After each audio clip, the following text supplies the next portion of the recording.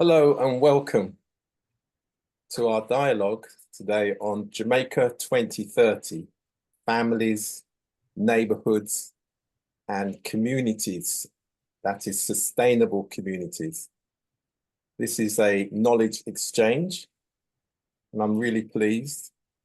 At the center of this dialogue today will be Professor ALLAM AHMED, who's the president of the World Association for Sustainable Development.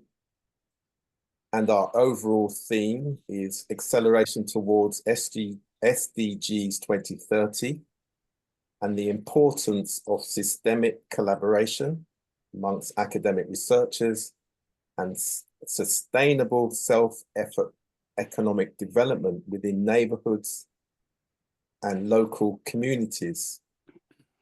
Our case study, and we do have members from the St. Thomas Cultural Heritage Steering Group, will be on Llandewey, St. Thomas in Jamaica, which we now call the Llandewey St. Thomas Jamaica model. And this is supported by the Windrush Anchor Heritage Education Program. So good day, Professor Ahmed. I hope all is well. Thank you very much, Rudy. Yes, very nice to see you, Rudy, and all your audience here. Very nice to meet you. Thank you. So I'd now like to hand over to you for your presentation. Okay, thank you very much again, Rudy. It's always a pleasure to meet you. You are one of the people I always say it's very difficult to say no to. I didn't know this is going to be a very tough presentation, but I tried my best. But first of all, I commend you on the great work you have been doing. I've been following you. I know you for many, many years. You are one of the examples we always give in the diaspora, people who contributed back home. Just wanted to make sure you can you all see my slides. Yes. Yes. Excellent. You can just. So I'm ready to start. I can go ahead, right? Go ahead, yes. Yeah. Thank you. Now, I'm not sure what happened. You just lost your slide then. You lost the slides. Okay. Let's share again.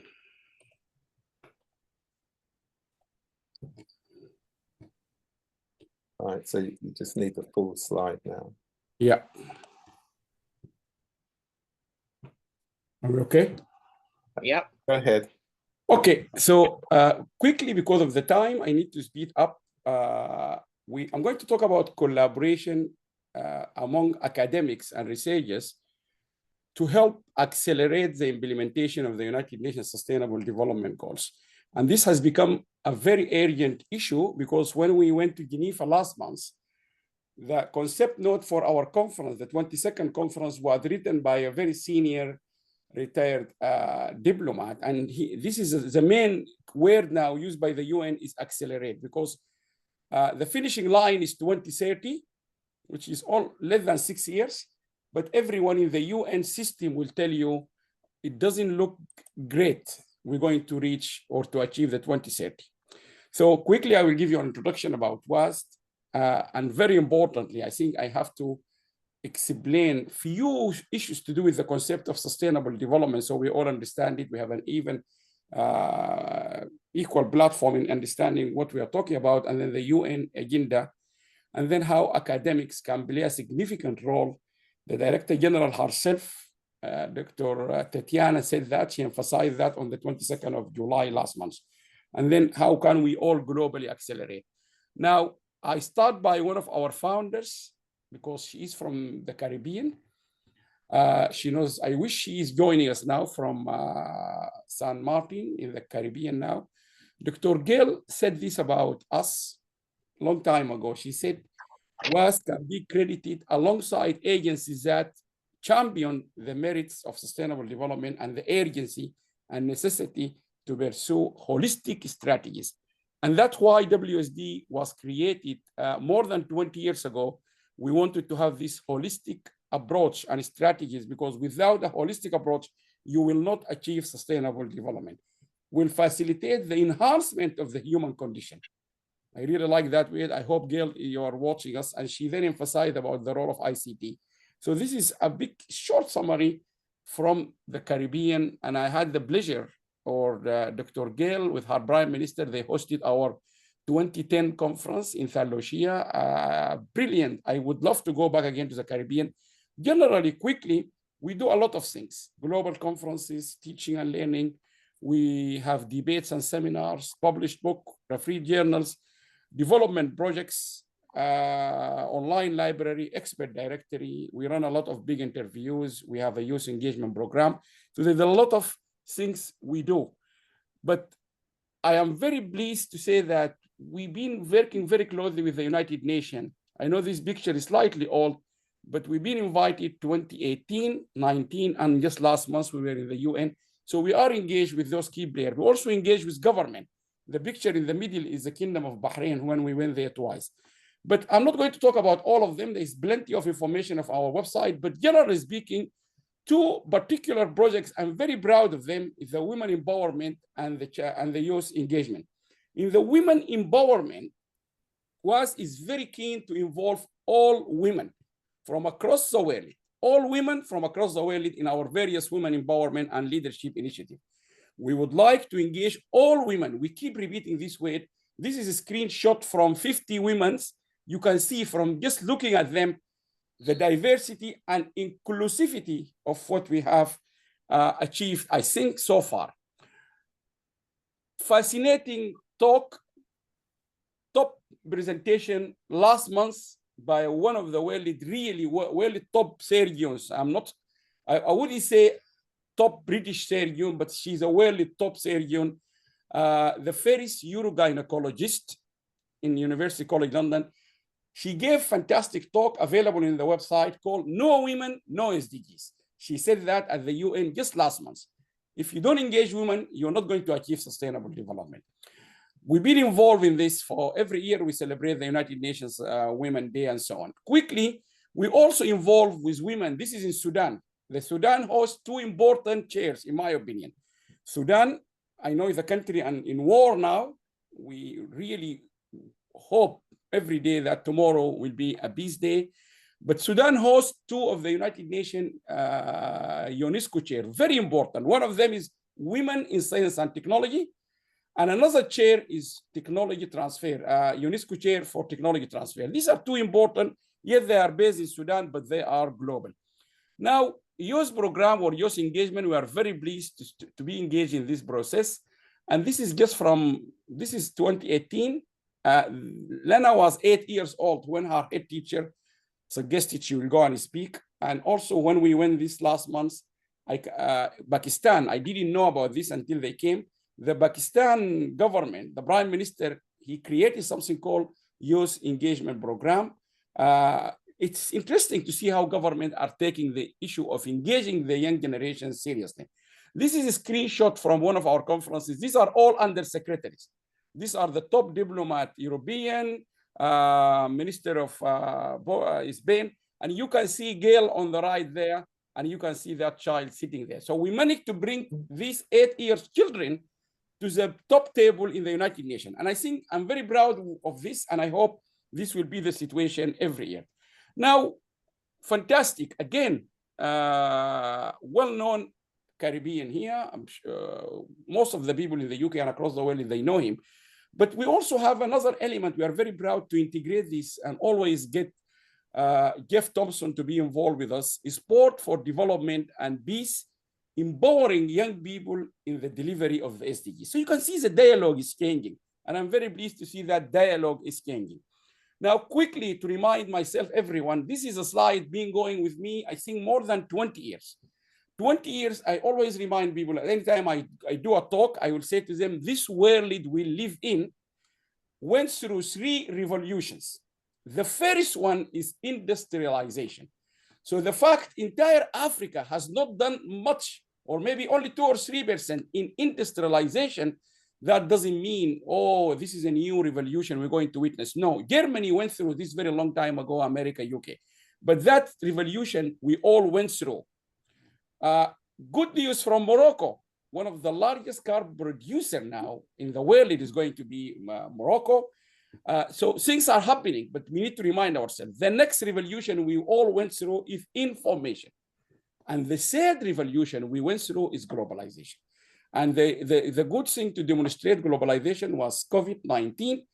Now we are in a global, we are together. So the reason I'm introducing this, because when we go to sustainable development, we need to remind ourselves, we are in a global world, we are in a global environment. St. Lucia, Jamaica, Sudan, Gaza, Australia, New Zealand, we are into this together. And it cannot be solved without us working together.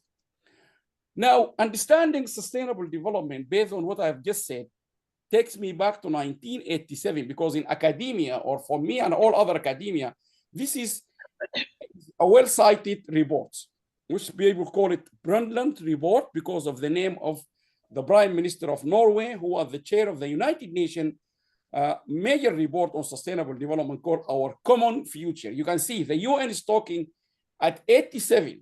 Many years ago, it's our common. We all together, people here in the live, everyone watching us, we are into this together. It took maybe almost 20 years for people to understand we are into this together. But more interestingly, I always bring this slide to show people this is the most important report the United Nations have ever produced. This is #1 report for the United Nations across the whole world. But that report, people in the developing countries which have not really achieved much of the sustainable development, they can remind themselves, the vice president of that report was the Sudanese. So Africa was there, Sudan, Algeria, and so on. Rahmatullah, he died. Dr. Mansour Khalid is even some people within the UN corridor, they tell you he was the mastermind behind this report. So Africa was represented. Arab countries like Saudi Arabia was there. Oman hosted some of the engineering roundtable. Zimbabwe, Hungary, China, Colombia, India. So the representative of those countries, they were there. They were the committee which made this report. But the important thing about this report, we should do whatever we want to do on this planet, but remember to keep something for our young generation. As simple as that. If you want to have 4 mobile phones, think about, can you make 4 mobile phones for your daughter or granddaughter? That's the bottom line. Quickly, important point I need to remind everyone, sustainable development is not about the environment. We've been saying this for many years. Finally, I think everyone accepted that. It's not a CO2, it's not just climate change. It's about everything in what we do. Throwing a plastic bag is not just about the environment, but about behavior. Solving that will not be technology, it will be behavior. You treat your child from as young age not to throw plastic bag, educate him or her why. Sustainable development is not a foreign aid. It's not, oh, we are in crisis. America or USAID or OECD is going to give us money. It's not about that. Sustainable development is not about developing countries. It's also about developed countries. We've been to Australia a couple of times and they told us you have to make your shower 5 minutes because we don't have enough water during summer. Alam. You have seen the fire. If you remember those from this country here, they remember when Gordon Brown was the prime minister, we had a flooding in Gloucestershire area where there was no electricity for 2 days and the prime minister had to fly to see people. So it is not an issue for developing countries. It's not for Jamaica. It's not for Sudan. It's not for developing countries. It's for everyone. Number 3, no one can do it alone. And the most important point here, heterogeneity. We need to understand these countries are not the same. Each one is unique and diversity of country. We need to understand Jamaica is different from UK. UK is different from New Zealand and so on. This is the 5 important things. But the new statement we have started, so we have been reminding people again over the last 10 to 12 years, children, our daughters, our granddaughters, our grandsons, whom we are doing everything for them, we ask schools now for many years to remind them. And we ask parents to remind your children, they need to learn to take responsibility, because when I only received my first mobile phone after I graduated from the university. Now my daughter touched a mobile phone and start playing with it. Although me and my wife, we say 4 years, but I have read some report, kids as early as 2 years, they do use mobile phone.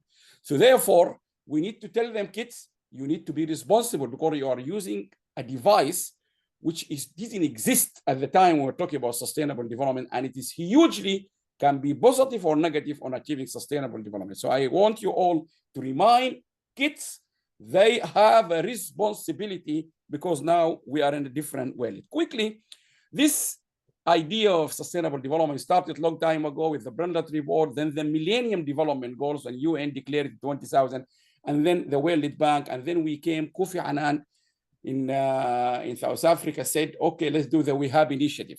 Let's focus on only 5 issues, energy, health, blah, blah, blah. I need to move quickly. The question here,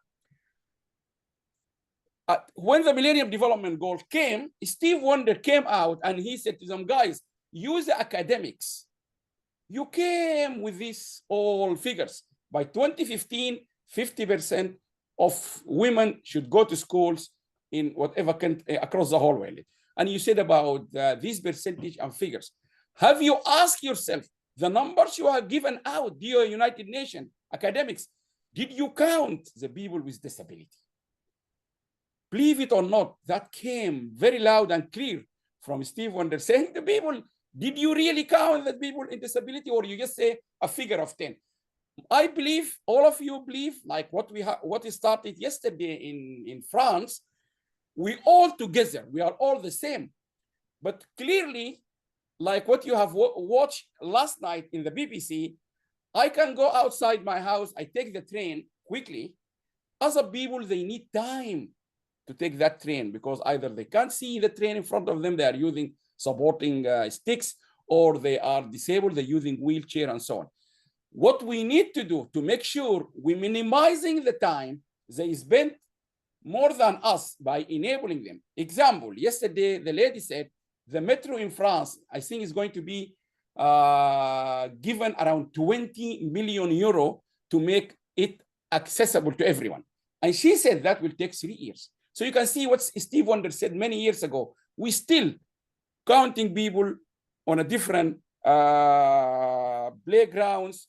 So we need to be also careful. So I want you all to remember that these numbers, they need to also count everyone. Quickly, the UN came on 2015. They said, now, okay, now we have to include people with disability. We have to be more considerate. We went to the academics, and the academic came with much better formula of how we all going to achieve our common future. And it is 17 Sustainable Development Goals, poverty, zero hunger, all of them. I wouldn't spend time here because of the time. There's plenty of good videos material on the UN site. And they said there are targets and indicators to measure the progress, like the question Rudy asked me. Now, to tackle the question Rudy asked me, I want to make sure you all here, not necessarily in a business school, this is what we teach the students in year 1. Every organization, a hospital, a charity, British Airways, Tesco, it is an organization with 4 pillars: group of people, bundle of resources, and economic actor. The one on the left is very important, which came to the textbook back in the 80s, particularly from the Japanese. We need to understand every organization to achieve its goal, it has to have an accumulation of knowledge and learning. What we are doing here is both accumulation of knowledge and learning. And the fact is this life, that means more knowledge, more sharing is going, and then it will be. So this is the platform where you can start think about how countries organization, the organization level can achieve. Another element also documented by the World Bank, knowledge has been confirmed by academics and international organizations like the UN, World Bank Institute, Knowledge Institute, and so on. It is the key factor for achieving sustainable development. That's why this country, you can see, education, education, education, as Tony Blair said it many times. Despite we are an advanced country, it's still education, education, education. This graph is from the UN. Long time ago, World Bank, they compare the progress of African countries compared with the Asian. Korea was an example with Ghana. And they said 1958, both of them have the same GDP, which is a gross domestic product, which is a measurement for the economy, how good it is. And they compare it with 1990, and the gap was only being the scientists, academics attribute that gap only to knowledge. So this is another thing you need to take it. Now, without knowledge, you cannot achieve sustainable development. Now, quickly, the World Bank came, then according to that research, they said we have to make sure we focus on what we call it knowledge economy. And the knowledge economy got 4 pillars: information and communication technology, innovation, education, and economic and institutional regimes. ICT, you all know what is ICT: mobile phone, computer, blah, blah, blah. Innovation is a very broad term. Included in the innovation is the university. The universities are included under the innovation. When we say education, we are not talking about universities. We are talking about primary schools, kids, because this is where we need to build them. So that can tell you how important is education in the primary school.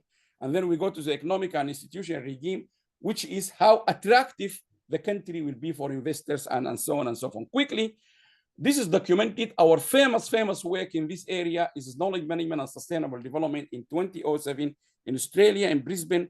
And then we went further and we have done a lot of work for the government of United Arab Emirates. And we had this book available documenting the transformation of a major oil producing country to knowledge, which is now followed by Kuwait, by Saudi Arabia and others. All these people who they have the oil, they are running away from it because they now convinced UAE, Qatar, Saudi Arabia, all of them, they know this is not the future. So this is all documented. Now, this is the British government definition of knowledge management. And this is really the definition. We try to encourage all universities to take it as a platform for understanding their contribution to sustainable development. The government here is saying knowledge management is being viewed as building organization intelligence.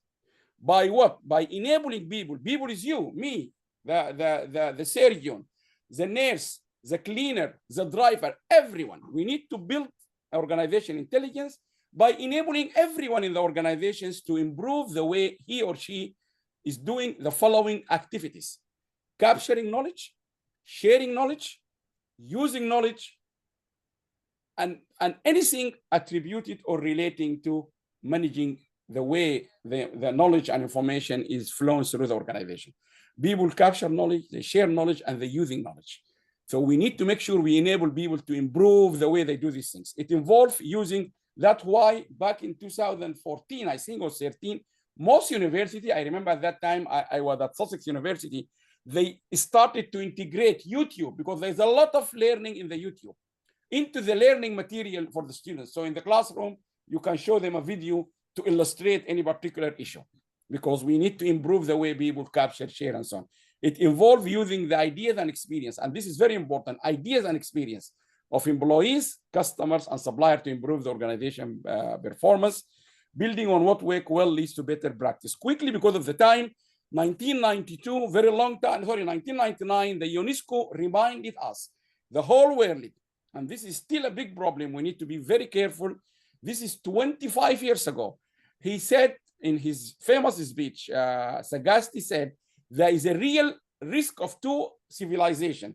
One, producing knowledge, and therefore they can enjoy using it in any way and changing it, adapting it, embed it in whatever system, and those who are becoming more of waiting passively to receive knowledge.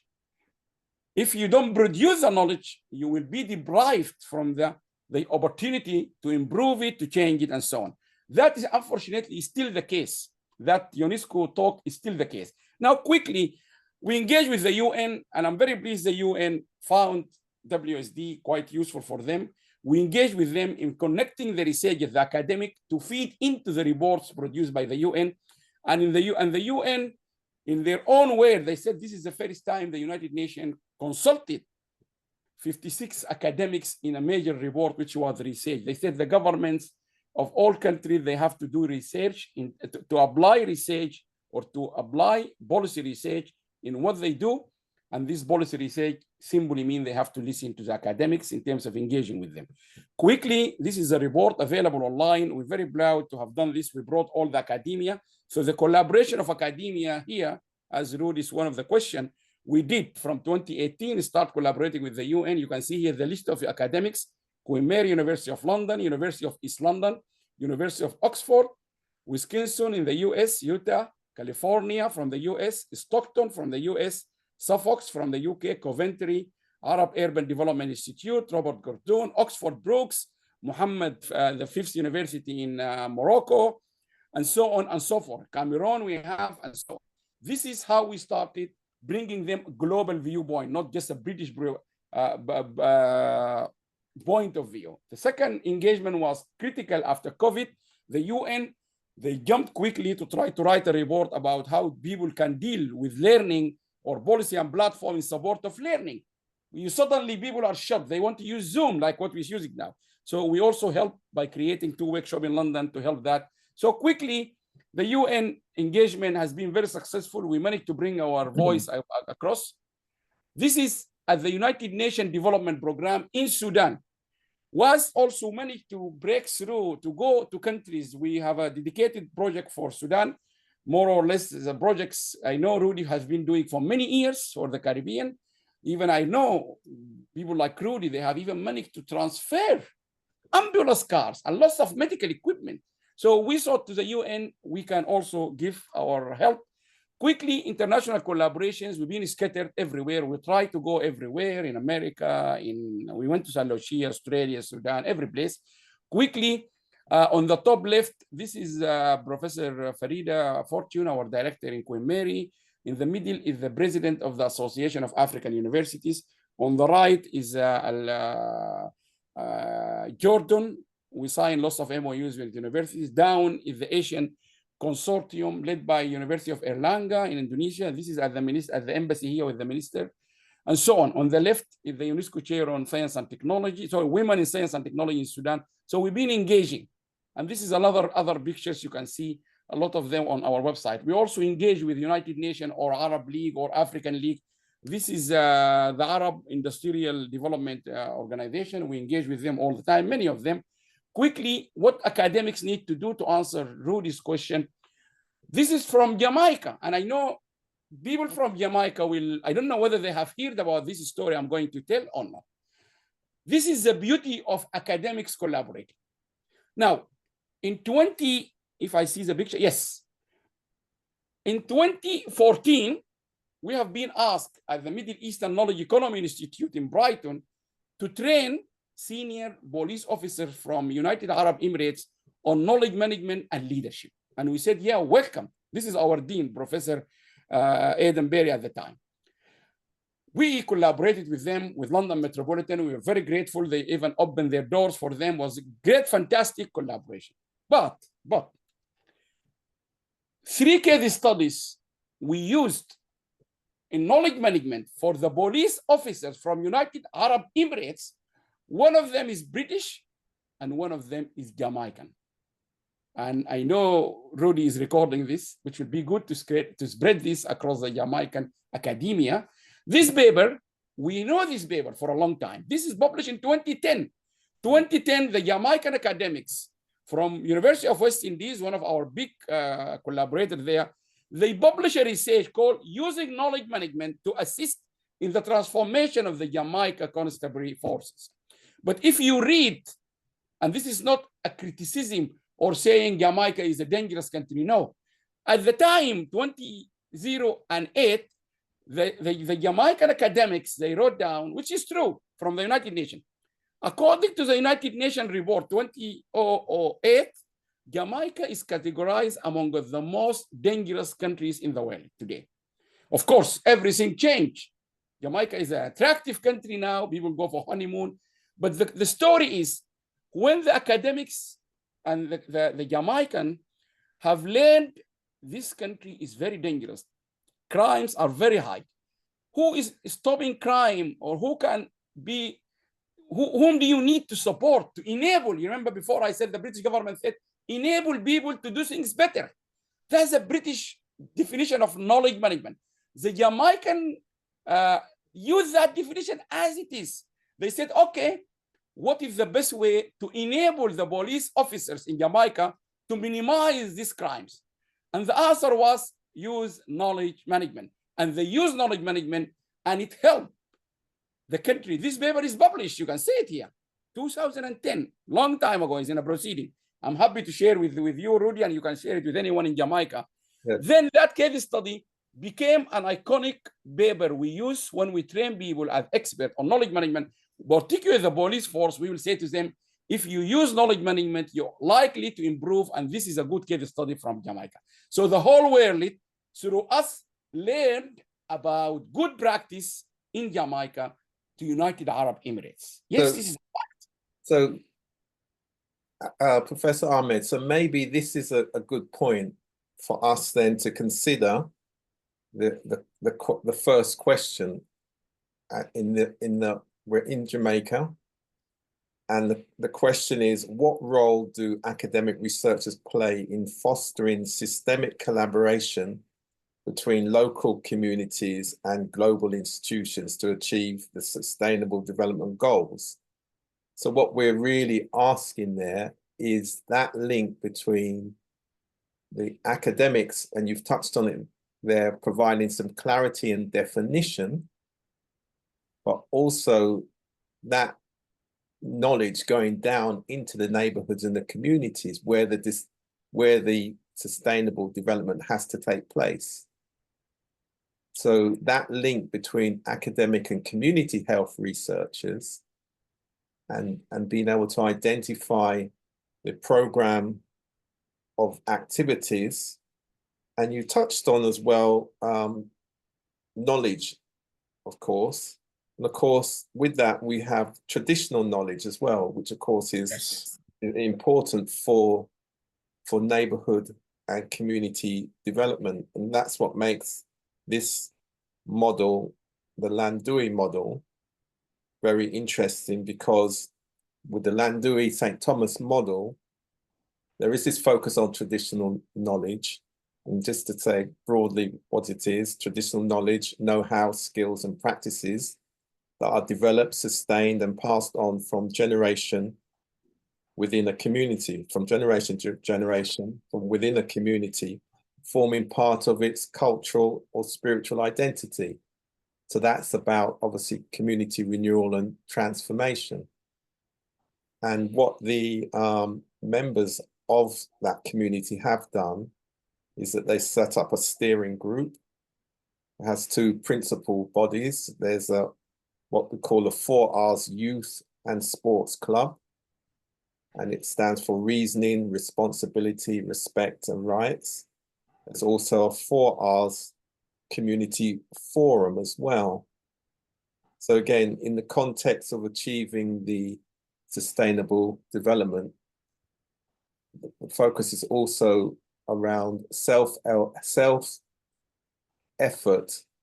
economic development. So we put that word sustainable there as well, because again, it's making best use of the existing local resources, the residents, the families, and of course, in the Caribbean, the families extend particularly to the UK, USA, and Canada. So the steering group then has had the benefit of the knowledge, skills, and networks of those who preside in the UK, USA, and Canada, and that knowledge has gone back into the community, into the neighborhood, as part of the, first of all, looking back at the cultural heritage, bringing back vital information from 3 and 4 and 5 generations ago, and then focusing on the cultural heritage of the area, involved in the cultural restoration of valuable cultural heritage products, such as what's called the Judgment Cliff, which is a mountain. There's also a village hall that was inaugurated on the 1st of August 1941. That's 83 years ago, by the former Premier of Jamaica, Norman Manley. So the steering group has brought all these things together, all these areas together, and through the steering group have been able to help mobilize community mobilization. You've also got the program of activities involving the young people and that intergenerational learning and sharing.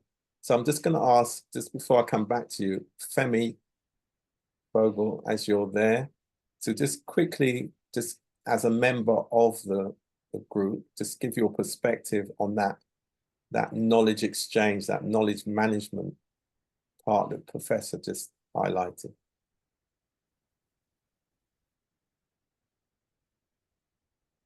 If you can unmute. Am I now unmuted? Can you hear me?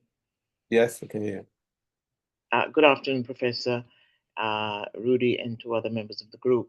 I mean, I think what is important and what is critical, certainly from my perspective, as a person who comes out of the Llandewey community and who's living abroad and who has lived abroad in England for all of my formative years, a graduate of the University of London, and now in the United States, it is important for me and for those of us in the diaspora throughout Canada, the United Kingdom, to become a force field, if you will, around the community as our extended families on the ground back home work to rebuild the community in a way such that they do not feel as though they have been abandoned, because generally that's been the problem. Those of our family members who've been left behind feel very, very abandoned. And the villages and communities have kind of been left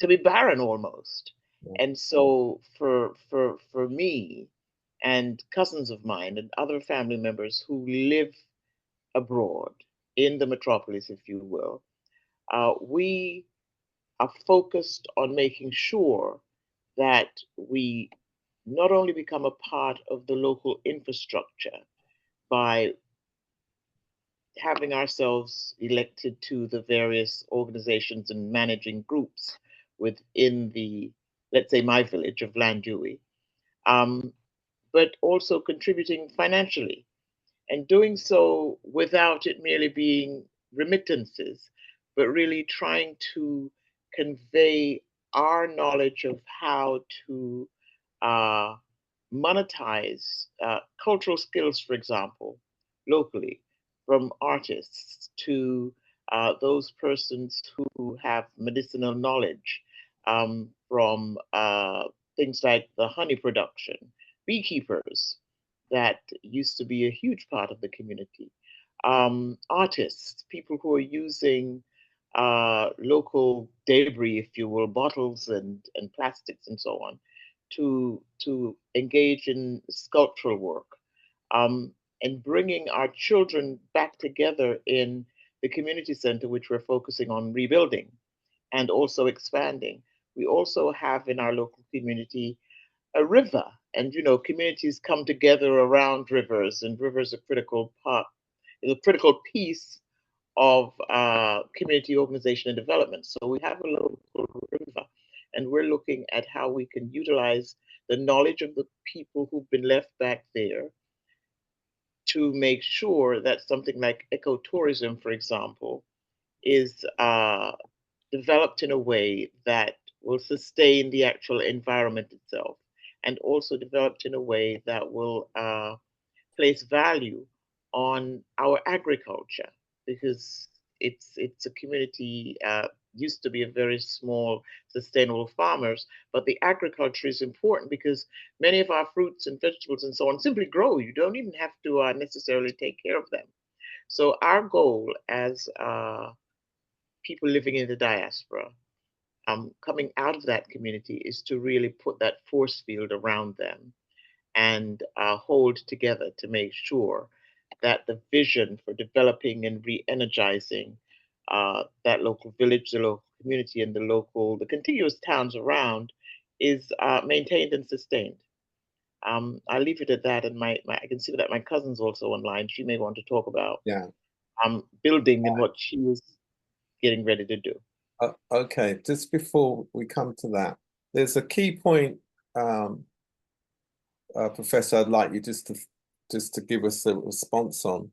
So when you look at the fact that there is a steering group, and as mentioned, there are two principal bodies on which the knowledge is transferred through the community forum, which has an all voices must be heard approach, and also the youth and sports club for the young people. But it says it is youth and sports, but it's about values as well. It's called the 4 R's: respect, reasoning, rights, and responsibilities, which you touched on that as well in terms of the importance of bringing that down to young people.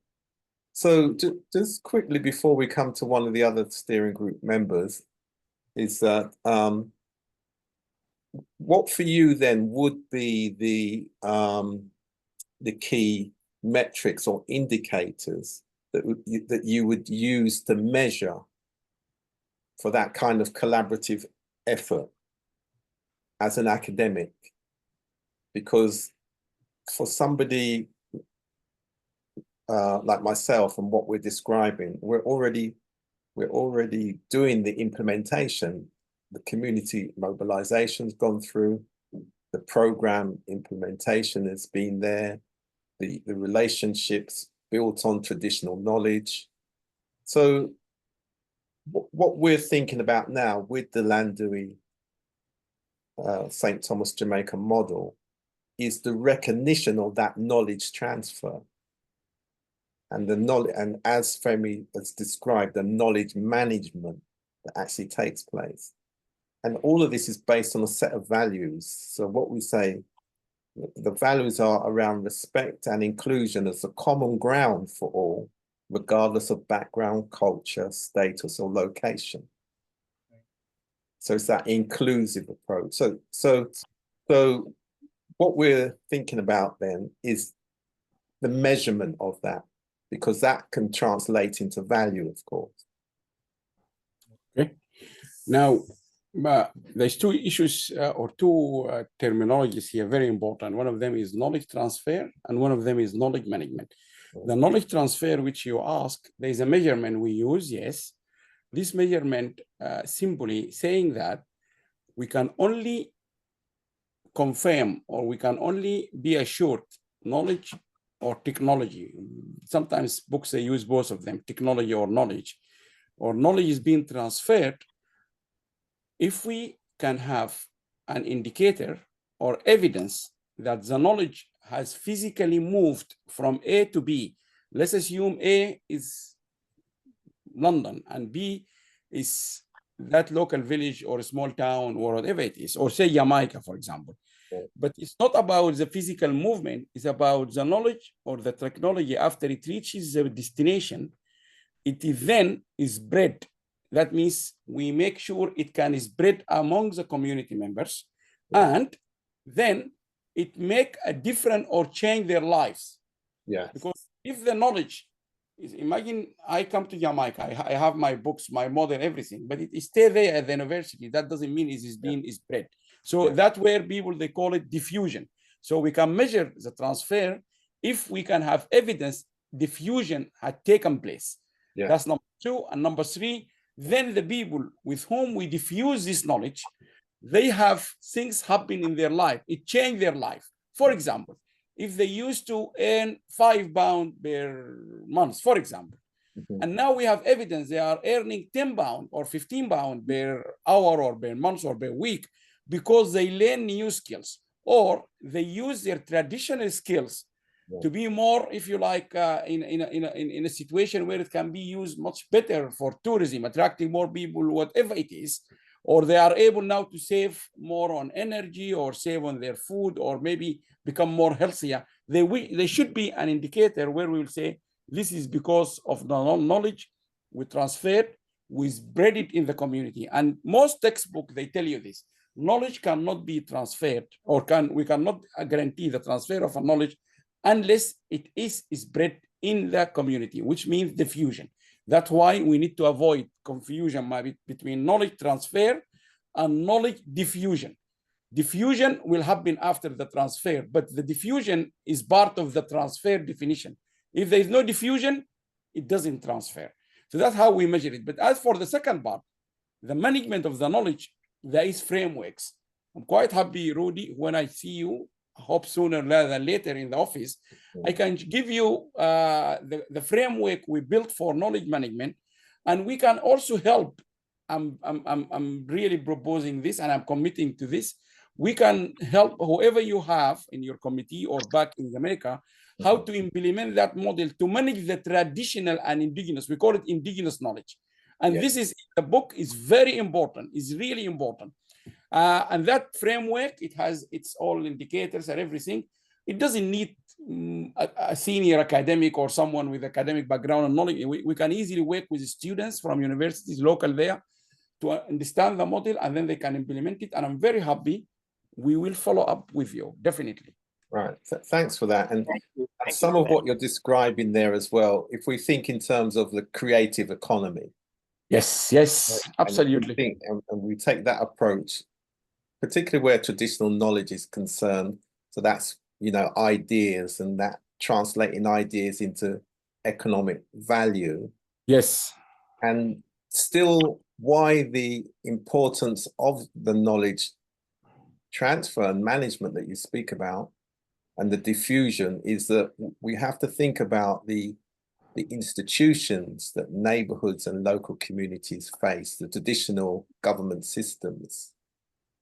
So it's going to be how this knowledge and the ability to influence those bodies so that you get that economic transfer, which is a challenge, i.e. the financing of cooperatives, micro, small enterprises, which of course are neighborhoods and family businesses, but primarily are made up of, you know, small enterprises.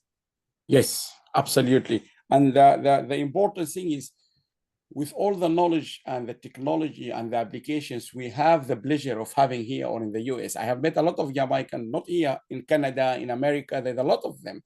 With all that privilege we all have as diaspora, like I really like what Femi said, we need to consider financially investing our whatever small amount of donation or money we can raise to see what are the enabling technologies or application, whatever it is, that we can transfer to the local town or village, which we know from our expertise here, not necessarily Jamaican or whatever outside Jamaica, is having a lot of promises to change the lives of those people. And here I give you one example, Egypt. Egypt is a phenomenal example of how, with local policies, they managed to make the country very attractive for call centers. And now you, Rudy, you can try this if you don't know it, if you're having your Vodafone. If you call in the UK during the day, having any issues with Vodafone, the person who will reply you is someone, a girl or a boy from Egypt. Just look to the amount of income and the jobs you created for young Egyptian boys and girls. But that didn't come easy. It came by the government policy and so on. In the case of Jamaica now, or this small project, what I mean by small is maybe, I don't know how is the scale of the project, but let's assume it's a small project. The people involved in this, they can sink down and find out exactly what people in the local community they want based on their understanding of their own challenges that will help them to change their lives, whether in terms of health and so on. And I have one of the slides here. If we find time, I might show you. The person who invented the, what is it? I can't remember, what is it? You know, what is the application? And just to say, Alan, is that, remember, this steering group has two principal bodies for those voices to be heard. So at this point, we've been talking about very much the community forum. So through that community forum, you hear, you know, the aspirations, the ideas from the communities. It's designed for that. So that's the 4 R's: the respect, the reasoning, the rights, the responsibilities. And there's one, we'll be talking about youth in a moment, relating to youth and sports. So let me go to, we're staying at the community forum level now then, in terms of that sustainable self-effort economic development through cooperatives, Yes. micro, small enterprises, the creative economy, agriculture, traditional knowledge, and the broader cultural tourism. So let me go to Jennifer Edwards. Are you there? So Jennifer Edwards is also a member of the steering group. Okay, I'll come back to Jennifer then. Clive Morrison. Clive, are you able to unmute? And Clive actually is the initiator of this whole of this program. So Clive, let's go to you and see if we can get Jennifer back. Yes, good evening, Professor Allam and members of the panel. Yeah, I'm really excited in hearing the presentation so far. And myself, I've been in the UK for 54 years, and I have revisited, as well as my other colleagues, and on revisiting our local community, we have seen, to a certain extent, the transformation from what it was in the past to where it is now. And I think it's because of the ownership of that, and having gained some insight of what as we've been coining here, knowledge as to how systems operate in the West, and those which is associated locally within our community. You could see the disparity and the disadvantage it forms for locals, particularly when we who have traveled, a lot of us burn our bridges. But yeah, we are indeed excited to be able to, through the 4Rs, as well as the youth forum, to be able to put back into our community, given that we know that there are natural resources available to us. The example with the agriculture, a lot of that was started initially within St. Thomas. The ecotourism, which the river offers. And again, we're fortunate to have the bees, as Femi had mentioned. Now, to make that transition, it means obviously we are open to reasoning with locals as well as businesses, and to be able to take ourselves forward. I've often said it, we're fortunate obviously that we've got a Broody Page who has dedicated his time towards, and again, he's seen the potential having visited our community. So I'm open to the changes. I mean, my experience here, I mean, I've been into local politics and I've sit on regeneration. So that's another R, which is somewhat missing. Yeah. But this is exactly what it is that we're trying to do. So yeah. I'm naturally excited as to the challenges. And I think for us who are in the diaspora, we feel somewhat duty bound to be able to capitalize and to see our community flourish to the point where it was like a little town before. Yeah, so we are excited. So I will continue to, and I will look at the documents closer and to see as to how we can pass this knowledge on to our local community, particularly our young people, so they can make that transition. Because a lot of the things which we had gained traditionally, particularly like farming, these are things that would have been passed on. They wouldn't necessarily have gone to college, but we're living in a world now where most knowledge is gained from institutions. And I think locally we might not understand the institutions and their functionality, but at the same time, given that we who are in the diaspora have this knowledge, then it's for us to be able to understand it so that it will have monetary benefits that will benefit us locally. So yeah, I'd like to thank you and continue to listen on further. Yeah, thanks for that, Clive. And of course, with the, which we did touch on, with traditional knowledge and indigenous knowledge, there's that generational learning. There's still many people around who can pass on that knowledge to the younger generations. Right, Alan, Professor Alan, we're going to move over to talking about young people next for the moment, because you touched on young people and their responsibility. Yeah. And I'd just like to bring in Dean Roden from the US, who's done a lot of work as it relates to young people, to say a few words, and he's part of this through his organization. And I would say as well, across Jamaica, there's actually 775 communities that make up Jamaica. So, and in some of the work that we're doing, we probably cover overall with all our projects, probably about 25, 30 communities.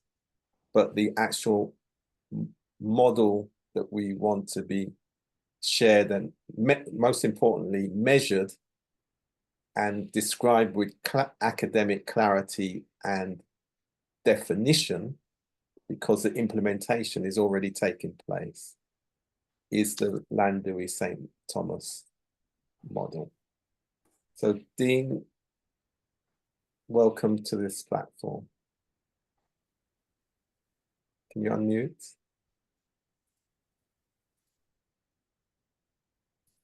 Dr. Allen, Rudy Page, thank you very much for having me on this platform. It's an honor.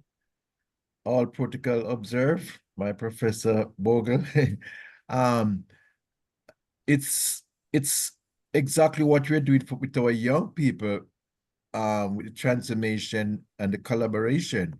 My foundation, Let's Talk Under the Reggae Tree, it's all about creating a pathway to opportunity, you know, and the objective of this is to serve as a global platform for youth development, engaging young people on an online space that promote cultural interaction, collaboration, and communication, and meaningful connection. And we aim to inspire the young mind by offering them mentorship and support us, you know, community development for a brighter future. And as you can see, reason for this, we know that we discover that young people, they need somewhere to go, and they need something to do. And most of all, they need someone to show them how. And that's why we create that platform. And what Mr. Page has been doing is making connection. And what I've seen, it's such an honor to be in this platform, because I was in an early meeting today, and we're going to be using St. Thomas as a model to start a STEM program. And the person was talking about agriculture. And as Mr. Clive said, St. Thomas is an agricultural thing, and we have to see how well we can advance of the young people moving with the change of technology. You know, the farmers, you know, 10 years ago is a different set of people now. So we have to make farming in the technology, you know, stepping up in the change with technology.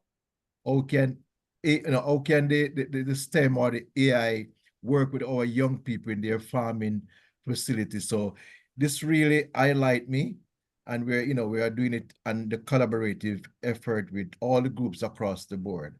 And once again, Mr. Page, I thank you for having me on this platform. Thank you. So before I come to you, Professor, again, if you think about what we're really saying now, is if you think of what we would call the system lines of communication, assurance, you know, the accountability in the neighborhoods, those systems have changed.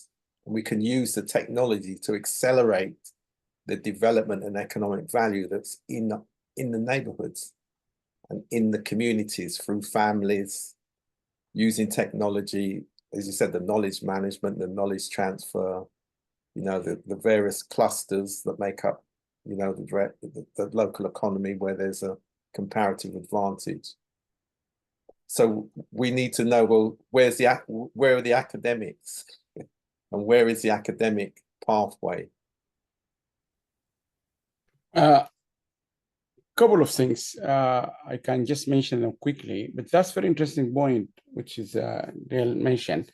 Now, there are, in my opinion, 6 or 7 points need to be understood by us, the adult, or not the young generations, that about this young generation. The first one, they, as I said earlier, they start using the mobile phone. In my opinion, mobile phone is becoming critical in everyone's lives.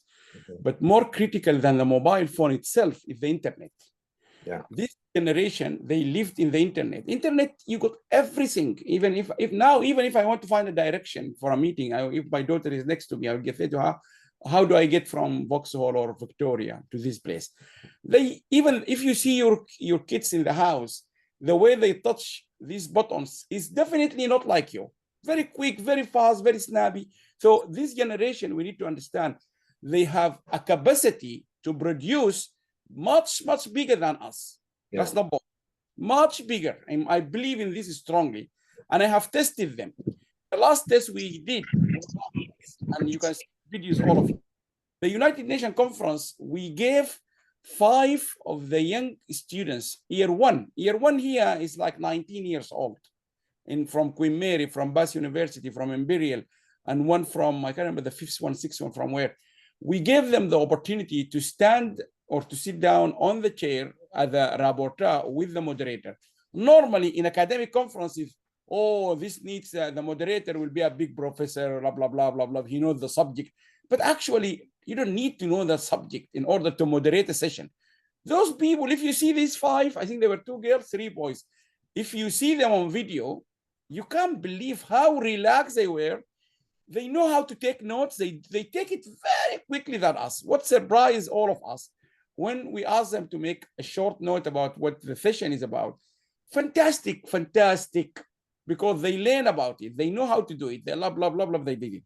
So we need to understand the capacity of those young generations in Jamaica or in these local villages is much bigger than we know or we think. Number 2, they are already ready to be switched on this internet age. So that means if you enable them by laptops, by computer, by even getting a generator in a room, in a small local village, they can produce, we can't. Number 3, the world is changing now. And the example I'm going to give you now, most of these ideas came from young people. Like look to Uber. Uber is I think it's 2 couples in France. They wanted to have something. Then they came with this idea of the Uber, and then Uber become a phenomenon now. Look to the, Airbnb.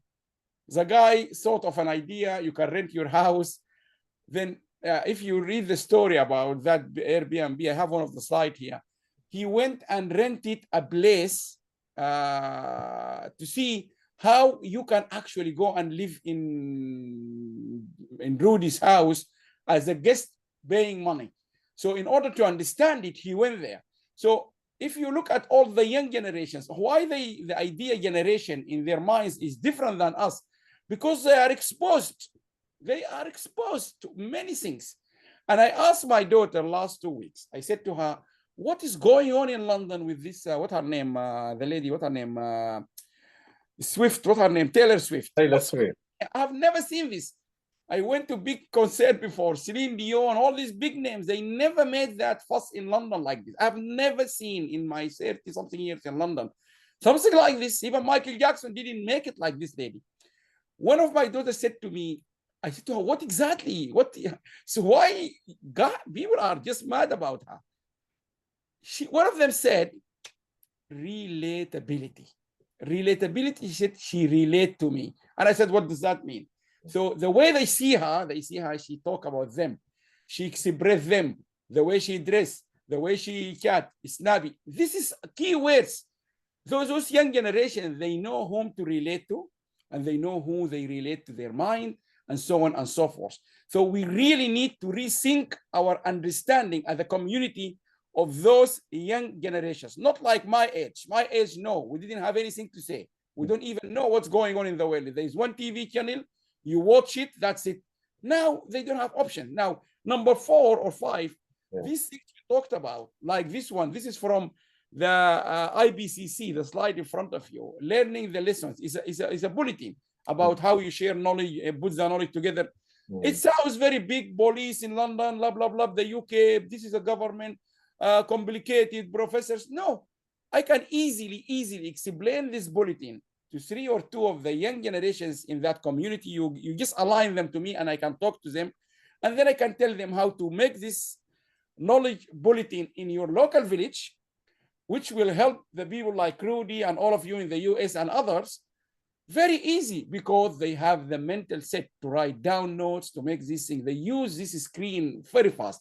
So that's what I'm trying to say. The one last point about this young generation, in my opinion, I may be wrong. I haven't worked with Jamaican young generations. I did work with many couple of African, Arab, and so on, but really not Jamaicans. I think they are the same.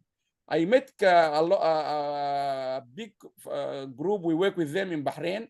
I also met some in Namibia. I think they're all the same. I would expect the Jamaican the same. What they are the same is, number one, politically, they are much distracted, much less distracted than us. Now you're born, you are conservative or labor, you will continue your life like this.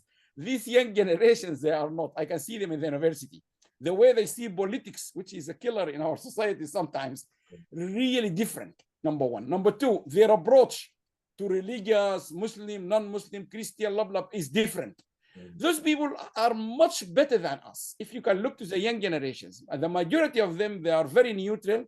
If they have view, they can express it to you, not like the old generation. So you need to take advantage of all these things.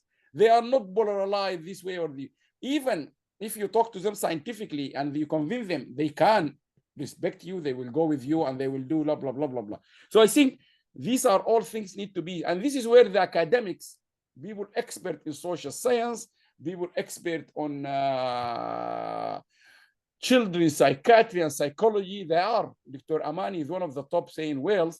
These people, when you talk to them about your daughter or son or young, the way they answer you is not like the way I know it. She's a father, she's a mother, yes, but she knows what is a child psychology, how young people they think, particularly with these things. So I would suggest, or I would say, within the community or your steering committee, try to identify people who have expertise scientifically in understanding and reconnecting the old with the young, and they are available.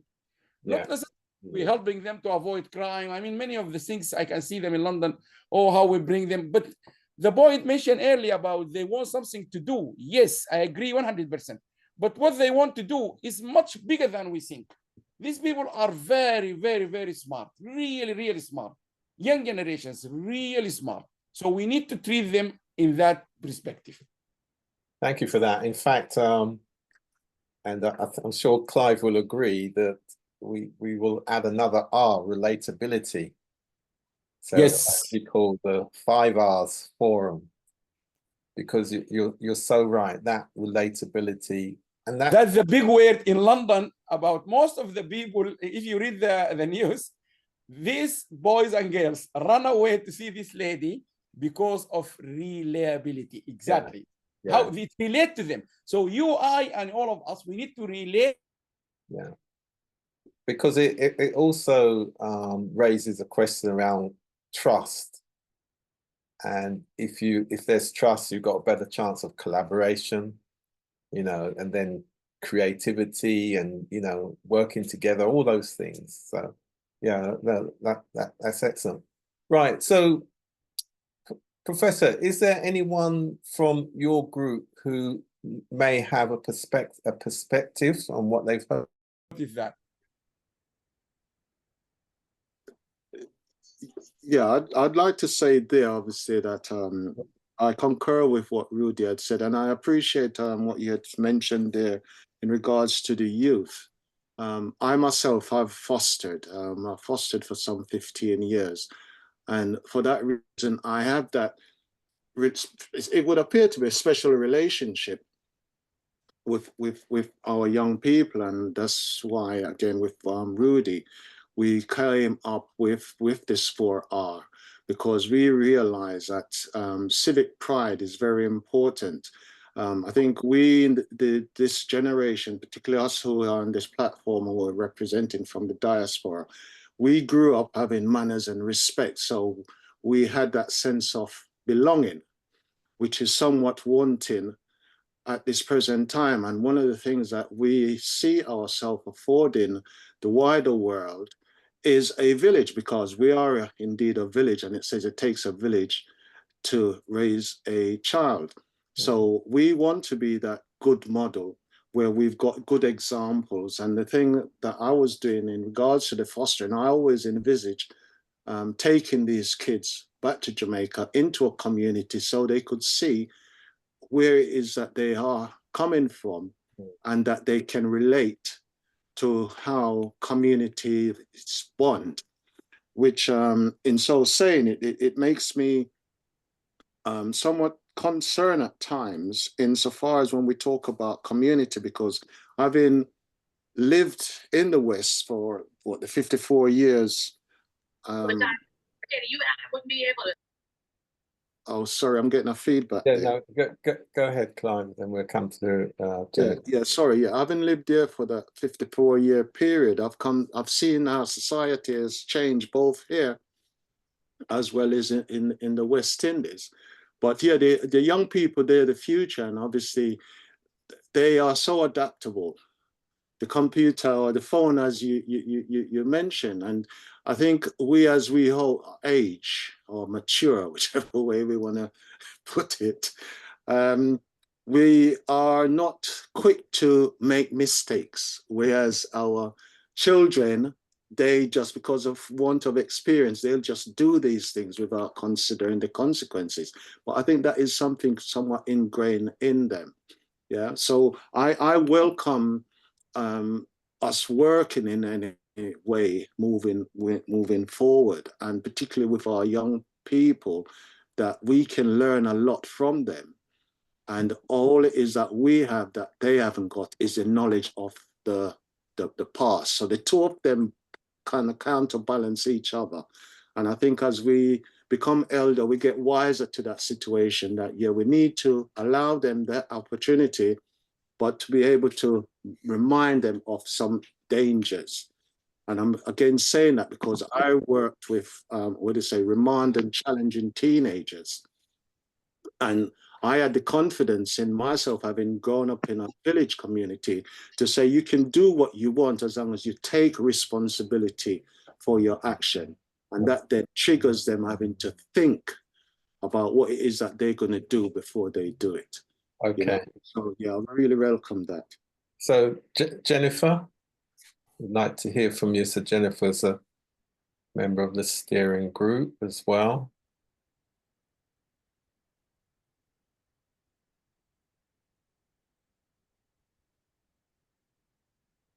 Okay, we're not getting Jennifer. Doesn't look like it. Okay, until we can get Jennifer. So, Professor Allam, I was asking whether there was anyone on from your network who are online now who may be able to relate some of the issues that we've been discussing with their neighborhoods and their local communities and the development of young people. Well, that's an interesting question. Yes, maybe you can open it for the floor. Yeah, I can see that. So we're opening it up. So Okay. if you'd like to put your hand up from the wider Professor Allam's network. I think I got someone who is working with them in India. Yeah. I don't know, Abdul Salam Muhammad, because I remember last 2 weeks I was attending a meeting. They're working with young. I don't know if anyone, I don't know, but it's anyone. I just noticed. Yeah.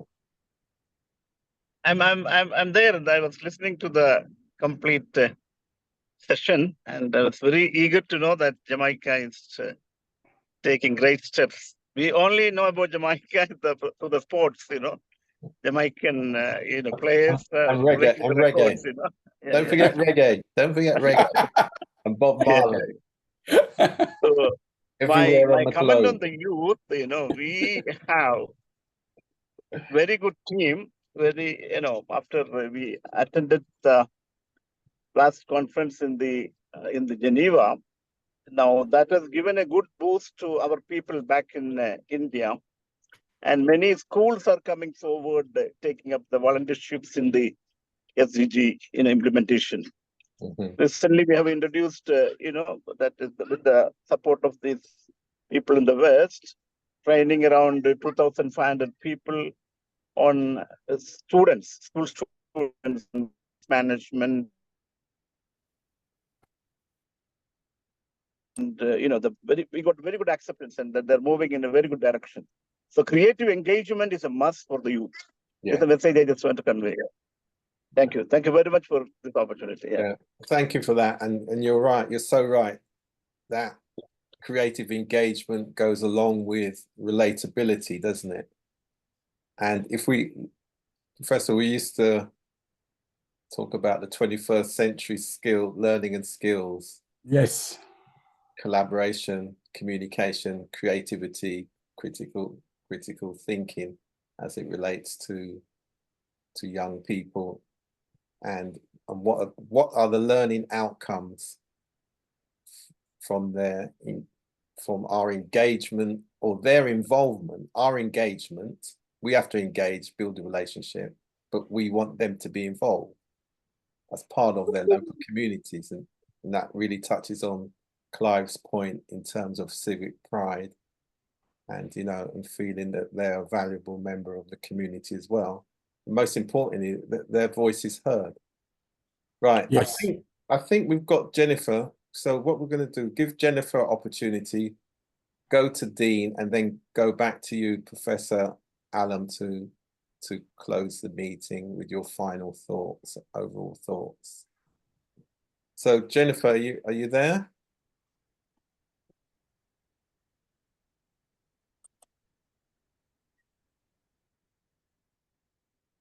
Right. Okay. Let's go to Nala. Nala, you got your hand up. Then I'll come to you, Dean, as Nala hasn't spoken yet. Nala, would you like to go ahead? Can you hear me?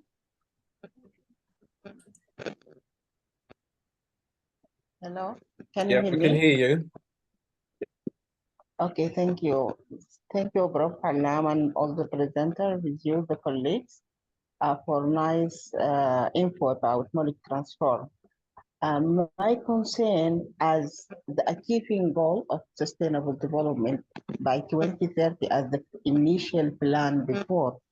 Now, during the 10 years, there is a huge change happen. Climate change, some disaster due to the war in the countries, some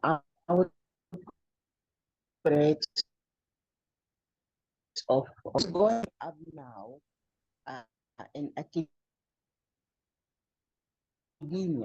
Is the artificial intelligence is going to help in the knowledge, or is it the knowledge? Thank you.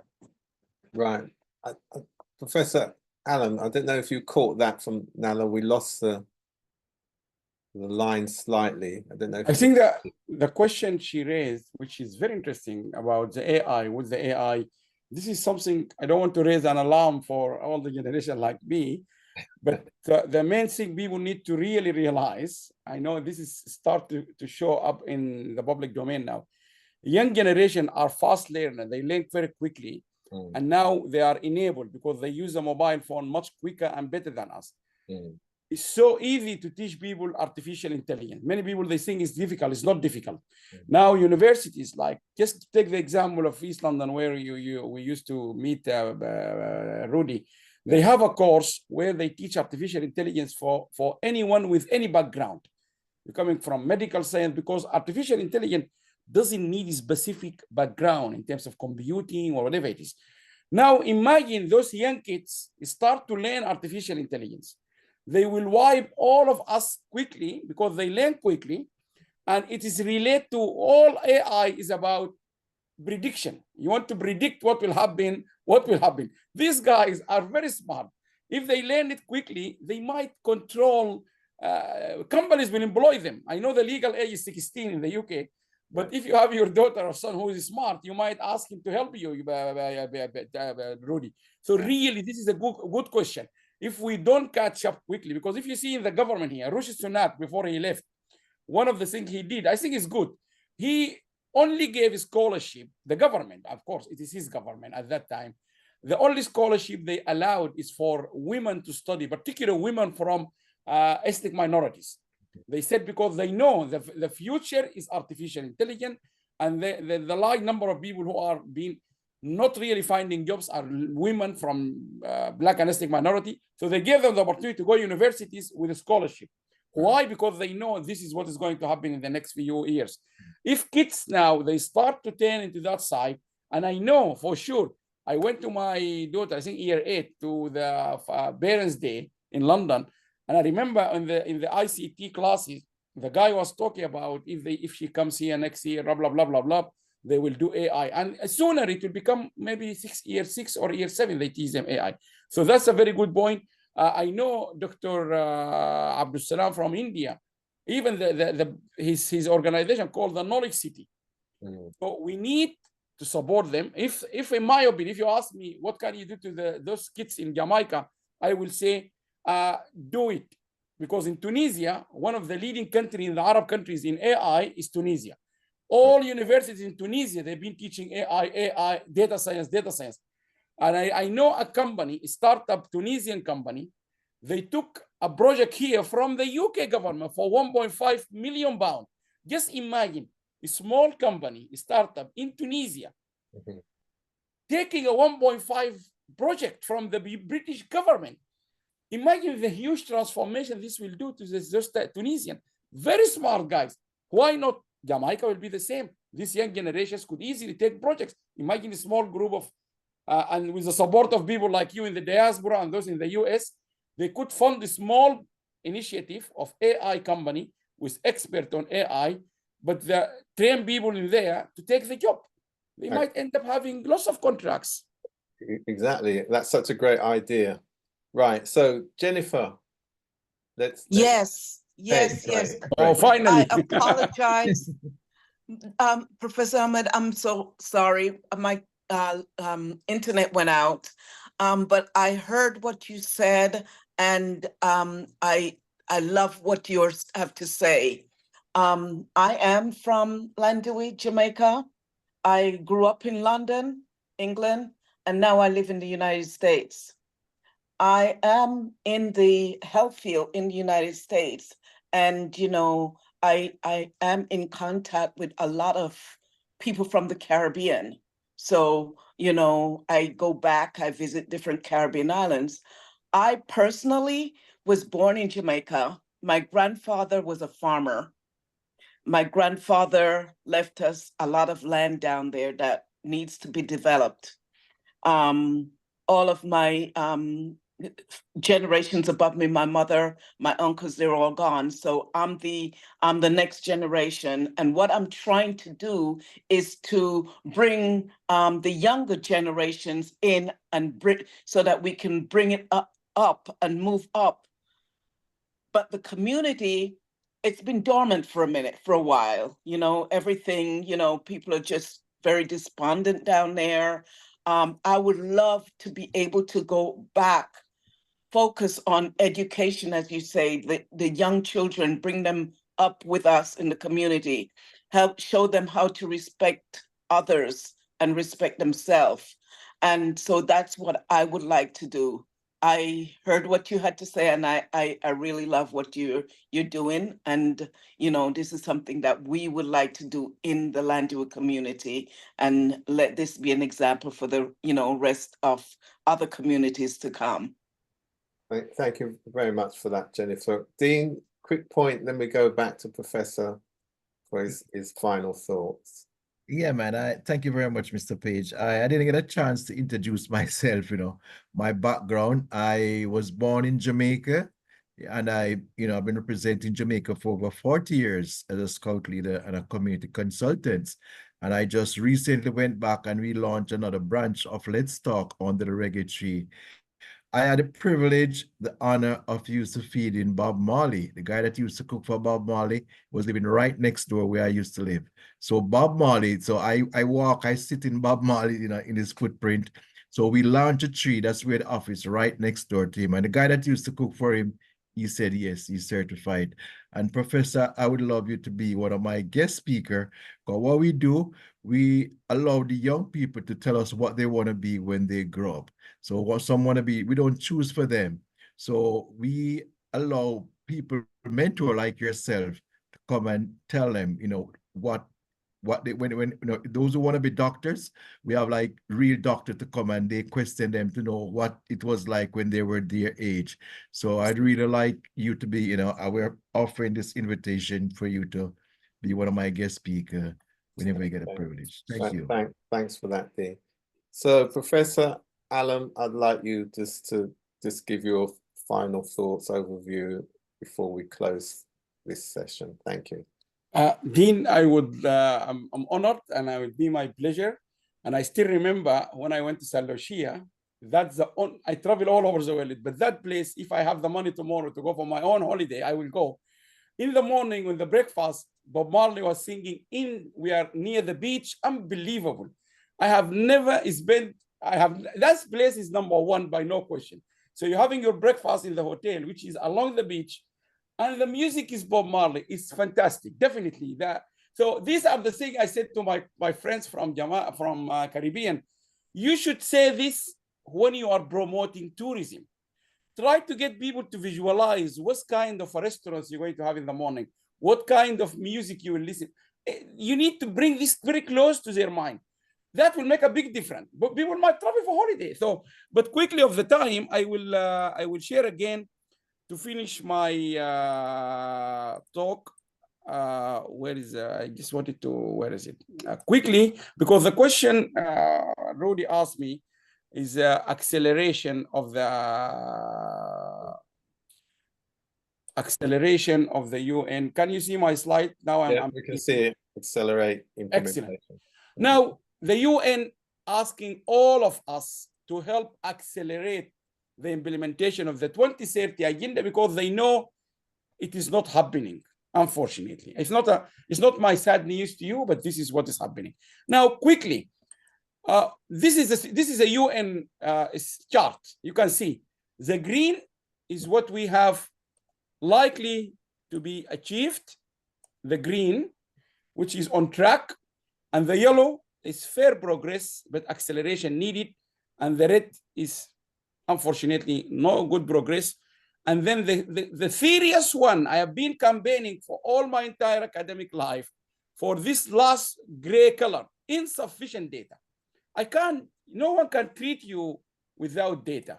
Now, one key issue I want to say here, you cannot enforce sustainable development policy and approaches by the government. The government cannot. The government is a government. Yeah, they can make rules, don't cross the green, the red signal, blah, blah, blah. But sustainable development, it has to be seen as holistic. Holistic means I have a role in my household. Mm-hmm. My daughters will see me doing things, how much water I use in my shower. I am not spending half an hour showering there, so they will start to learn something. So it cannot, unfortunately, be enforced by the government. The critical issues I want academia in Jamaica and others, and I know lots of academics from Jamaica, first-class academics, to look into how to help Jamaica as all, but your project in particular, for example, because the UN is saying clearly, we don't have enough data, guys. UN is the UN. Jamaica is member of the UN. Britain is member of the UN. What is the UN? The UN is Jamaica. It's Sudan, it's America, everyone. This is the UN. This is, in my opinion, one of the most important targets for the Sustainable Development Goals, target number 4.7, education for sustainable development and global citizen. What does that mean simply? I want that child in Jamaica or in Sudan or in America or everywhere to learn to become educated or to be educated to understand what he or she has to do, what he or she has to behave to make sure he can reserve this planet good for him. And more importantly, to be a global citizen. What does that mean? In the UK, I don't know if everyone in the UK knows this or not. In the UK, like in Lambeth Council, where I live, I think all the council in London and everywhere. But anyway, it's a penalty. If you throw rubbish on the street and the people from the council see you in the UK, they have the right to charge you. Why are you throwing this? And you get a penalty, £50 or something. You need people to learn to become global citizens. I am not throwing plastic bag or rubbish on the street of Great Britain because there is a law or because this is Great Britain. I want that behavior to be my daughter's behavior when she goes to Emirates, when she goes to Sudan, when she goes to Jamaica. So if I go to Jamaica and no one is going to charge me, that doesn't mean I should not throw the plastic bag. So this is too critical. The UN in their own report saying the United Nations currently not aware of data for this indicator. And I said to all academics across the world, help your country first before you help the United Nations. You need to help your house, feed your kids first before you feed others. That's the general rule worldwide. And they said to me, Alam, what do we do? You need to help your country completing any missing data. And if the UN is saying, oh, we don't know what data we should collect for this indicator, sit down in your library, sit down in your groups, try to come with new ideas. When you ask me, oh, can you suggest for me a good research project? I would say, find the research problem in your own country. Yeah. So that's my second point. There are lots of things academics can do to help their own countries and communities. This is the UN, you can see. All the green is where we have measurement to measure. Yellow, we don't have data enough. Red, we don't have data. This is a UN, our well-leading data from Oxford University. Can you just look to the amount of red colors? So in Jamaica, academics help that small project by helping the whole country try to find in health, is Jamaica able to provide all the data in health? And I can tell you, I have been in the Ministry of Health in Saudi Arabia, one of the leading big countries, very keen to transform and move it. They have issues with the data, with health. Every country is struggling. So that's number 3. Now, number 4, critical. This is the report by World Bank, United Nations Development Programme, UNESCO, INSEAD, Global Innovation Index, WHO. All of them are saying the following. Data is not available for every country. So my message again for Jamaica, go and look to all this report and find out if there is data enough about Jamaica in the World Bank, UNDP report, UNESCO Statistical Yearbook, Global Innovation Index, World Health Report, and so on. And as the guru and the father of data science is always, this is everyone in data science will use this slide. Without data, you are just another person with an opinion. Unfortunately, this is the godfather of data science is saying that.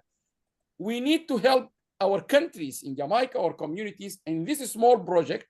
And when I refer to small, that doesn't mean small in what you can do, but I think it is a small project in covering, or let's say it's a big project. I think that the academics, not necessarily Jamaican, but any academic can help this project by helping you to understand the importance of what we call it Carta. Carta is complete, accurate, relevant, timeliness, and appropriate data. So one like me, I've never been to Jamaica. I could easily help any people you find them for me in this project, and I will tell them what is Carta and what they can do in their local setting. Critical, very important. The more Carta the data, the higher is the quality. We need to find the data missing, we need to complete it, and then the quality. Number 4 or 5, this is how we view sustainable development. Economic growth, every country wants to grow. We need to poverty reduction, human needs, blah, blah, blah. We have individual, we have household, we have the community. The community is a part, the same like household, the same like individual and so on. But in the heart of this, and it took us many years, now the whole world is convinced. In the heart of all this is education. And education, we are not referring to universities, we are referring to primary education. Education is the center of this process. The more you educate your people, the more or the high likely you can achieve everything else. Governments will be better informed, companies will be better informed, NGOs and so on. Education in the last 10 years or so, there are 2 words associated with education. One of them is knowledge and one of them is innovation. And again, with innovation, we have invention, but that's not the time to discuss all this. But I really encourage you to put the center, the cornerstone of whatever you're doing in this project in Jamaica, education, because it's solved, scientifically is proven, education is in the heart of everything. And I remember this, 1999, 25 years, we were in Pakistan, invited by the University of Karachi, and we were coming back from a dinner. And I remember one of our colleagues, he's originally from Bangladesh, from University of Strathclyde, and he was talking in his presentation in Karachi 25 years ago. He said, if a country like Great Britain, where education is compulsory, you can't have your child sitting in the house, you will be charged.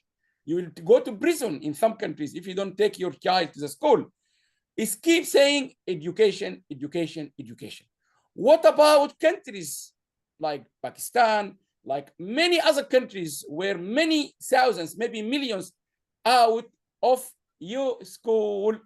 And I remember I said this in 2019 in Sudan, in front of the transition government, and I said to them, Sudan is really in the sharp edge now, because the Sudan is #1 in the Arab and Middle Eastern, in the Middle East and North African countries of the UNESCO, sorry, of UNICEF, as #1 in the number of children out of school.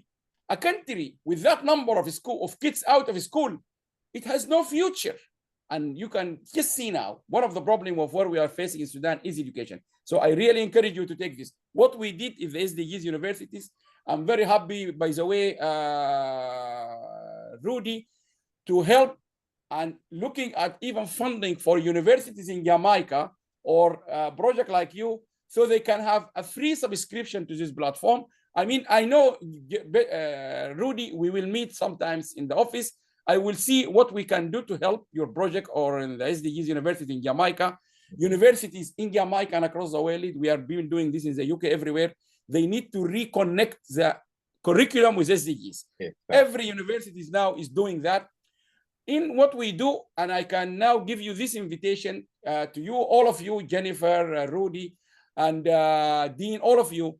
Maybe we can organize with you guys one of this is very popular episode we do. I think, Rudy, you contributed to some of them, called Recent Development in Research and Teaching Towards the United Nations Sustainable Development. We can have a dedicated one all for Jamaica, and you can also help in selecting the speaker, and we can select the international. This is something we can, there's much we can do together. And maybe finally, community impact. This is what concerns me.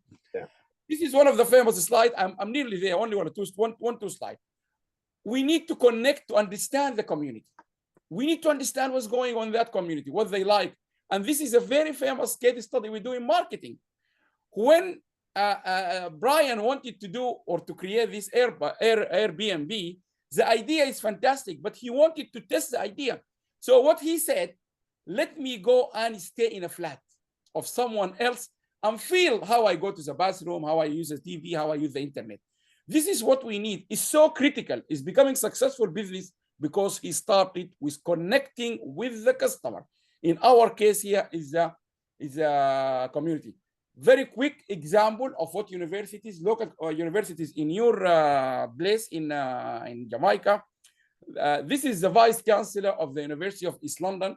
When COVID came, the government, people from the UK, they know that in London, constructed the temporary hospital at the back of the Dockland campus at the University of East London. So let's see what the university did to help the community, because now there is something major for the country happening at the backyard of our block. So this is what she has done, and let's hear it. I'm here at NHS Nightingale this morning, here to support our many staff and students who are making such an incredible contribution to this new hospital at the Excel Centre. Of course, observing appropriate social distancing measures. Our staff are training the trainers, our students, physiotherapy students, nursing students are actually putting together this remarkable hospital. I'm also here to listen very carefully to our NHS colleagues about what more the University of East London can do to support NHS Nightingale and indeed NHS trusts across London. We are providing accommodation for NHS key workers. We are providing equipment and facilities. Our incredible staff and students are supporting here on the ground. And we want to find out how much more we could do as a university. We're coming up to the Easter bank holiday weekend. And that weekend, I'm here at... Now, final video from Indonesia, our other partner. Indonesia is a vast country. The population has reached 264 billion, spread across 17,504 islands. They have everywhere to get health insurance. Universitas Airlangga Hospital, alumni and East Java Health Agency feel the calling to give people living in other islands access to healthcare services, to provide immediate assistance to disaster areas through the floating hospital, even to support humanitarian aid. Across the ocean, reaching the outermost islands, the medical team of Ksatria Airlangga Floating Hospital is always there to serve humanity. Now, the two examples I gave you, the Indonesian is really fantastic, the rector of the university, because in Indonesia is islands, and now we have a crisis. What he said to his medical faculties, you need to find a way to reach these people. And the only way to reach these people and treat them is to take a boat. So they built a hospital in the boat and they took it to the people. Yeah. In East London case, they took the young students who are 18, 19, they said to them, come from your houses, help that hospital. This is what I would expect where the local surrounding of that project, you really, I can see you, how not enthusiastic, I can see you very seriously want things to happen in that project in Jamaica. The local universities or academic institutions, they do have a responsibility. It's not a gift, it's not an offer, it's not a donation. This is a responsibility of a university to go and reach those people on those islands to treat them. The East London, at the back of your building, you have a new hospital for treating people with COVID. It's a rescue operation. What you do, open the doors, bring the students, bring the staff. This is what you expect universities to deliver as an obligation, a responsibility for those community. And finally, because in one of your questions, Rudy asked me about how do we measure the impact. Interestingly, Rudy, and I'm really Rudy, I like you always, your mind is very open. This is how you get things happening. The question you asked, Rudy, is a critical question for higher education. What happened? All the time until 2000, Oxford is the best, Harvard, blah, blah, blah. Academically, they have done research and so on. We have been campaigning for many years. Universities should only be judged by the impact they make on the community. It took time, but I'm very glad it happened eventually. 2021, the first impact ranking. Now universities are ranked as how much they have done towards impact. You publish books like my books, so what? They stay in here. How this can help people to impact their life. And the proof of what we've been campaigning for many years. I was at Sussex University for 15 years. Sussex University used to be #1 in the entire world in the global ranking of teaching sustainable development. Now listen to this. I don't feel shy saying it. Sussex University is #1 for 15 years I've been there in teaching sustainable development. But on the ground, do they really make an impact apart from teaching students? 2021, when the Times Higher here published the ranking, Sussex University came to 24. Imagine, top teaching class university in that subject, they came 24. Who came #1? University of Manchester. And I would send the link to Rudy so this point can easily be illustrated. When the Vice Chancellor of Manchester University, she been asked, how did you make it to become #1 in the impact? What she did in her video, I will send it to you, Rudy. Imagine top of Oxford, Harvard, everything. #1 in the impact was Manchester. They said the 17 sustainable development, poverty, blah, blah, blah, blah. It's not we taught them, we did them. Yes. We did. So the whole video is what we did in one, what we did in two. When it comes to equality and gender, they will tell you we have implemented an equality, blah, blah, blah, blah, at the university. So a cleaner or a worker, he will not be discriminated because of women. Women will not receive less. This is how people should understand. And I can assure you, Rudy and others, all universities now, they understand their role, and they are running quickly to try, how come I'm the best teacher, Oxford or Cambridge or whatever it is, I want to be in the ranking, because the ranking means community. And in the heart of that community is the student. Imagine the student, which you capture, you bring here, the students, the young generations, we talked about them, they know sustainability, they know green, they fight, they go to the street. You can see them in London, they're chaining themselves with their, even they do something they consider illegal sometimes. They understand, they want you to be sustainable. They want you to take care of the community. And that's, I think, the conclusion. These kids, they know this is a critical thing to do. And universities, they just need a push, Rudy. I hope, and I wish, I don't know the university is close to that project, but I hope they can support this project, because they are critical to support you guys in this project.